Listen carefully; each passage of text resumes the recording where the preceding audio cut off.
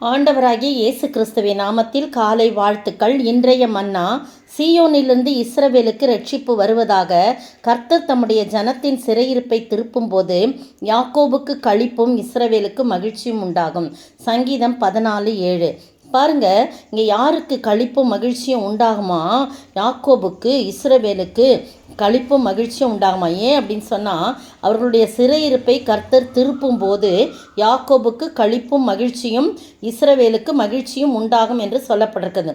எவ்வளோ பெரிய ஆசீர்வாதம் பாருங்கள். அந்த முந்தின பகுதி, சீயோனிலிருந்து இஸ்ரவேலுக்கு ரட்சிப்பு வருவதாக, அதாவது விடுதலை வருவதாக. என்னன்னா, அந்த சிறையிருப்பிலிருந்து ஒரு விடுதலை. அப்படிப்பட்ட ஒரு விடுதலைக்கு வரும்போது, சிறையிருப்பு திருப்பப்படும் போது யாக்கோபுக்கு களிப்பும் இஸ்ரவேலுக்கு மகிழ்ச்சியும் உண்டாகும். யார் அந்த யாக்கோபு? இஸ்ரவேல்னா புதிய இஸ்ரவேல் மக்களாகிய நாம் தான். நம்முடைய சிறையிருப்பை எப்பொழுது ஆண்டவர் திருப்புகிறார்கள், என்னென்ன சிறையிருப்பில் நம்ம இருந்தாலும், இந்த காலை வேளையில் எந்த சிறையிருப்பில் இருந்தாலும் கர்த்தரை நாம் சார்ந்து கொள்ளும்போது அவர் நம்முடைய சிறையிருப்பை மாற்றுவார். இதே வசனம் தான் பாருங்கள், சங்கீதம் 53:6 திரும்ப வாசிக்கிறேன். சீயோனிலிருந்து இஸ்ரவேலுக்கு ரட்சிப்பு வருவதாக அப்படின்னு இதுலேயும் ஒரே மாதிரி தான் போட்டிருக்கு.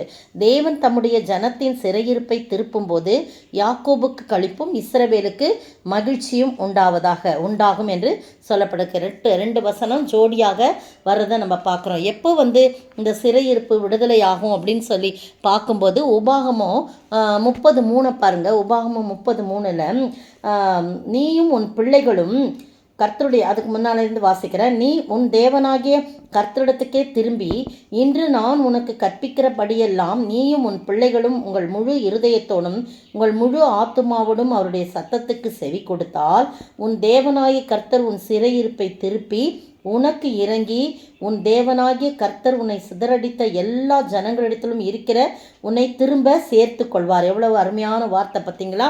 எப்போன்னா, நாம் அவருடைய கற்பனைகளை படியெல்லாம் செய்யும்போது, அதை முழு இருதயத்தோடும் முழு ஆத்துமாவோடும் அவருடைய சத்தத்துக்கு செவி கொடுக்கும்போது, நாமும் நம்முடைய பிள்ளைகளும் நம்முடைய சந்ததியும் எப்படி இருக்குமா, நம்முடைய சிறையிருப்பை அவர் மாற்றி நமக்கு இறங்கி, தேவனாகிய கர்த்தர் சிதறடித்த எல்லா ஜனங்களிடத்திலும் இருக்கிற நம்மை திரும்பமாய் கூட்டி சேர்க்கிறவராய் இருக்கிறார் என்று சொல்லி பார்க்கிறோம். இன்னொரு இடத்துல யோபு 42:10 பார்த்தீங்கன்னா, அங்கே பாருங்க, யோபு தன் சிநேகிதருக்காக வேண்டுதல் செய்தபோது கர்த்தர் அவன் சிறையிருப்பை மாற்றினார். யோபுக்கு முன்னிருந்த எல்லாவற்றை பார்க்கலும் ரெண்டத்தனையாய் கர்த்தர் அவனுக்கு தந்தனார். அப்போ மற்றவர்களுக்காய் நாம் ஜெபிக்க வேண்டும். நம்மை துன்பப்படுத்தினவர்கள், நம்மை அவமானப்படுத்தினவர்கள் யாராக இருந்தாலும், அவங்க சிநேகிதராக இருந்து எவ்வளவு புண்படுத்தினாங்க இவனை, ஆண்டவர்களே சொல்கிறார், நீங்கள்லாம் ரொம்ப கஷ்டப்படுத்துறீங்க, உங்கள் மேலே நான் ரொம்ப கோபமாக இருக்கிறேன்.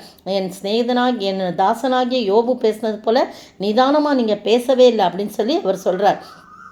அதுபோல் நம்ம மற்றவர்களுக்காக, நம்மை நிந்தித்தவர்களுக்காக, நம்மை அவமதித்தவர்களுக்காக, நமக்கு விரோதமாய் பேசினவர்களுக்காக நாம் ஜெபிக்கும்போது கர்த்தர் நம்முடைய சிறையிருப்பை அவர் மாற்றக்கூடிய வல்லமையுடையவராக இருக்கிறார். பாருங்கள், அப்படி ரெண்டு காரியம் இங்கே சொல்லப்படுது. சிறையிருப்பு எப்போது மாற்றப்படும்னு சொல்லும்போது, அவருடைய கற்பனைகளையும் அவருடைய கட்டளைகளையும் கீழ்ப்படிந்து செவிசாய்க்கும் போது நம்முடைய சிறையிருப்பு மாற்றப்படும்.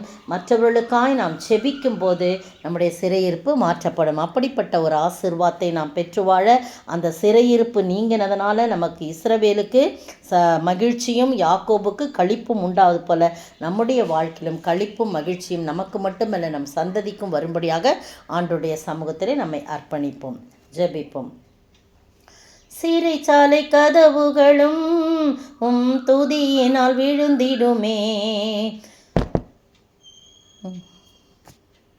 சிறைச்சாலை கதவுகளும் என் துதியினால் உடைந்திடுமே, அபிஷேகம் எனக்குள்ளே நான் ஆடி பாடி மகிழ்ந்திடுவேன். நீர் என்னோடு இருக்கும்போது என்னாலும் வெற்றி வெற்றியே.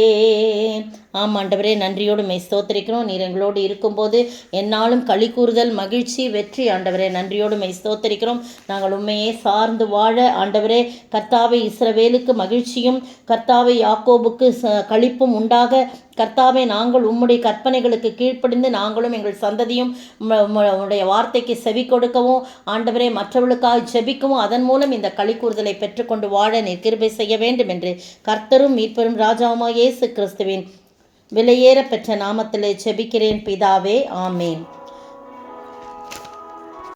நேற்றைய பதில் என்னேயும் எம்பிரேயும் மோசேக்கு எதிர்த்து நின்றது போல இவர்களும் சத்தியத்திற்கு எதிர்த்து நிற்கிறார்கள். 2 தீமோத்தேயு 3ஆம் அதிகாரம் வசனம் 8. இன்றைய கேள்வி: யார் எதன் மேல் ஆசை வைத்து பவுலை விட்டு பிரிந்து எந்த பட்டணத்துக்கு போய்விட்டான்? யார் எதன் மேல் ஆசை வைத்து பவுலை விட்டு பிரிந்து எந்த பட்டணத்துக்கு போய்விட்டான்?